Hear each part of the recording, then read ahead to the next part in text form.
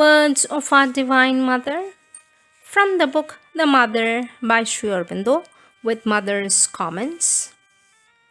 Comments on chapter 3, page 67. Question: how can there be an egoistic faith in the mental being? Sri Aurobindo says an egoistic faith in the mental and vital being tainted by ambition, pride, vanity, mental arrogance, vital self-will, personal demand, desire for the petty satisfactions of the lower nature is a low and smoke-obscured flame that cannot burn upwards to heaven. Mother says Sri Aurobindo has explained it, described it very well. Tainted by ambition, etc.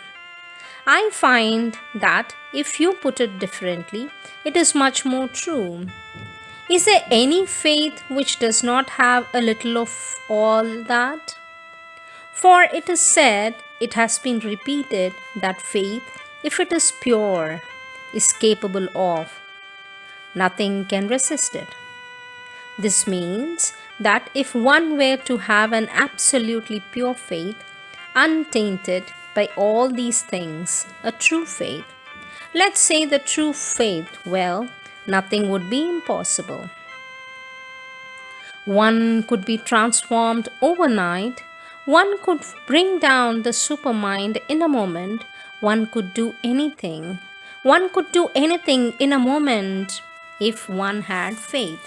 But it must be a pure faith. It should not be mixed with any personal reactions or personal will. A pure faith is something all-powerful and irresistible. One does not often find a faith that is all-powerful and irresistible, and this shows that it is not quite pure. The question should be put like this. Each one of us has a faith. For example, a faith in something, say a faith in the divine presence within us.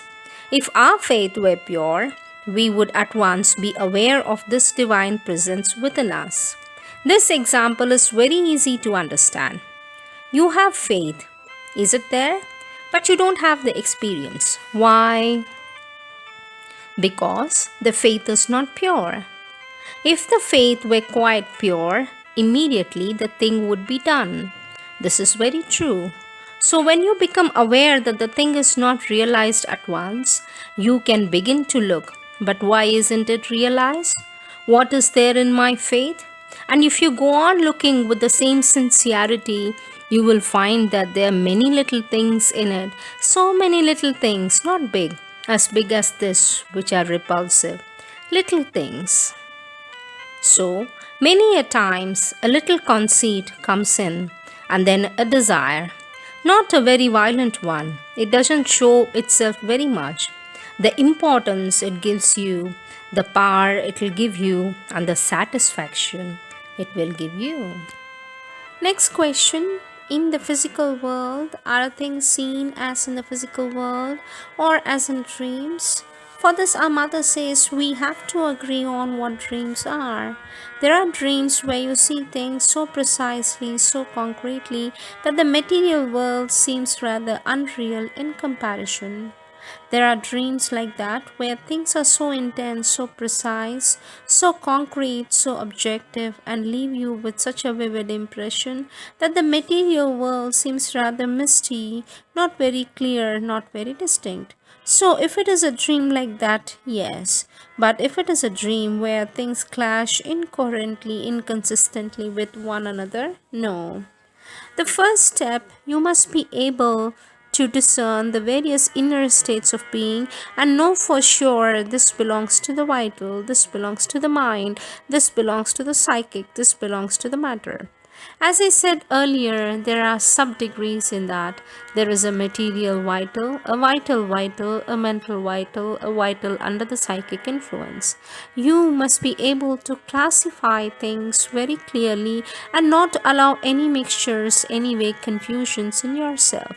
Oh, where does this movement come from? What is it?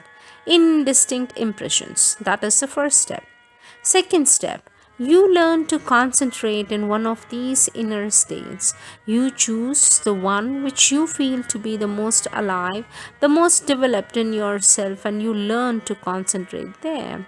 And then you do the same exercises. I wonder whether you remember the exercises you used to do when you were very young in order to walk, to drink, to talk, to hear, to feel. You used to do many exercises. All children do exercises without knowing it, but they do them. So you have to do something on the same lines. You must build up senses and develop them, make them conscious, independent, and precise in their perceptions. That is the second stage. It may take time, but it may come quickly. It depends on the degree of development of your inner being. After that is only a beginning. After that, you must learn to isolate yourself from all the parts of the other parts of the being, to concentrate on the one where you want to have the experience, and concentrate in such a way that you come into contact with the corresponding outer world. I don't mean that it is an exteriorization that leaves your body in a state of coma. No, a very intense concentration is enough, a power to isolate yourself from everything except the place where you are concentrating. And then, when you come in contact with the corresponding world, you must want that, and little by little, you learn how to do it. And there you have the exercise required to improve the senses you have gradually developed and then give them a field of action. At first, you may be rather lost in the outer world. You won't be feeling quite at ease, but little by little, you will get used to it and start moving about there in a way that is appropriate to each of these worlds. But if you know beforehand what they are like, the mind is such a magnificent instrument of formation that it can build up a whole experience for you, and unfortunately, it will never be the genuine experience. It will be just merely a mental construction. So, normally, when you want to instruct someone about these occult matters, you never tell them what is going to happen in the beginning. The only thing is that if something happens to them, if he says, "This has happened to me," you tell him, "Yes, this is correct." "No, this is not correct." You can help him, but you don't tell him beforehand. "You will go to such and such a place, it will be like that. You will have such and such an experience, etc." For then, all these things may happen only because of a well built mental constructions in which you move about with ease. In this case, it's really a dream. Next question. If one is not aware of the divine presence, can one enjoy the divine protection? For this, mother says, there too it depends on the case. It may occur. It is not always like that, but it may occur. It may happen that the divine grace is given to you, someone without his knowledge about anything about it. This even happens more often one thinks. Date 30th January 1951.